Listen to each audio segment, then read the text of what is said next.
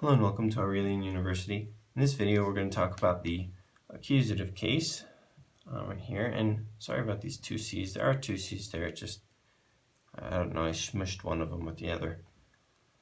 But generally speaking, the accusative is used as the object. Accusative nouns are used as the objects of transitive verbs.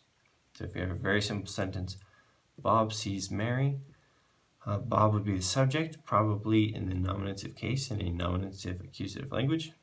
And then Mary will be in the accusative case because it's the object of the verb sees. In different languages, the accusative is often adverbial or with prepositions. So Arabic is a language, and ancient Greek are languages where you'll see a lot of adverbial accusatives.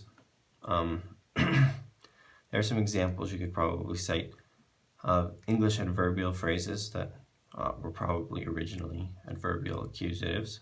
We don't really distinguish accusatives with case endings, so a lot of languages, Mary would have a different ending than Bob. They do here, but due to case.